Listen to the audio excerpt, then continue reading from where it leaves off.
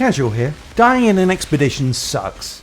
If your glass cannon build can't keep you alive, then it just isn't good enough. With this build you do big damage, your crowd control is overpowered, and top tier healing and survivability will help you beat even the toughest challenges solo. Let's get into it. This build has two pillars, status effects and turrets. Both of these provide damage and healing through the Technomancer's healing mechanic. Toxic and bleed are applied through Lucky Jinx, and also Blighted Turret. Status effects damage is buffed through Euthanizer, Tainted Blood and Radical Therapy. Now Bloody Boost would give a similar percentage buff to Radical Therapy, but the latter benefits more from the multiplicative effect of DK Toxin and Toxicologist in my class tree, as well as Toxic having more ways to be applied. I have chosen to boost the damage that my Blighted and Cryo turrets do through Twins, Hellshot, Increased Damage and Anthrax, turning them into sentry turrets that can take down enemies, while also healing me constantly. My Cryo turrets also provide great crowd control, which is enhanced by Cold Snap, making it easier to avoid being cornered by the many enemies PTF have thrown at us in the latest content. Damage against elites is further buffed by Captain Hunter, while the only survivability mod I need is Perseverance Shield. This is a great mod as it effectively gives me nearly 50% extra health, with the shield protecting against both physical and anomaly damage, making it the most effective survivability out there. This one mod will prevent those dreaded 2-shots, and when you are surrounded by enemies gives you the time for the constant healing from status effects and turrets to get you back up to full health, or to take out everything with a Moaning Winds Radiation Splash AoE bomb.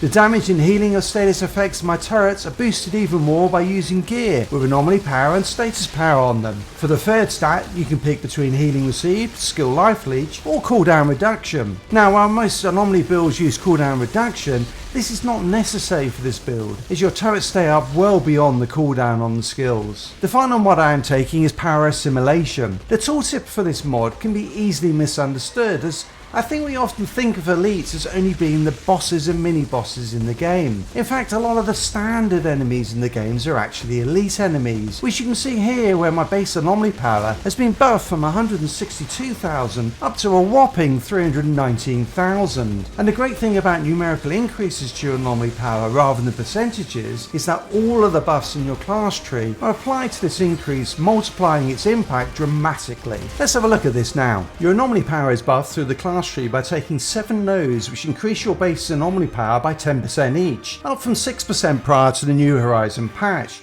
Thanks PCF. In addition, Adrenalizing Antenna buffs your anomaly power by a further 30% and is kept up constantly by Blighted Turret with its very short 7-second cooldown. Picking Exposing Toxic means that Toxic not only does damage and provides healing, it also applies vulnerability to enemies, which is buffed to a 35% damage boost through Mark for Execution. Finally, I've picked up additional resistance and max health, which is buffed further by using one piece of gear with max health on it, and this synergizes incredibly well with Perseverance Shield. Even though I've not fully optimized the gear for this build yet, completing new harder expeditions is still a walk in the park. The best playstyle with it is to be very mobile, deploy your turrets, apply status effects and move on to the next enemy. Your aim should be to apply status effects to as many enemies as you can. The damage over time will burn them down and provide you with massive heals, reapplying to finish them off while you move on to the next enemy. Once status effects and damage multipliers are stacked up, you can use your Moaning Winds and Radiation Splash Nuke to finish enemies off. The damage of Moaning Winds has been buffed, so as a one-shot hit it is incredibly effective. With all the status effect damage multipliers up, one hit will nearly take out an Ironclad, and for more resistance elites it will still hit them for half their health. This build will not get you any speedrun records, but if you are playing solo,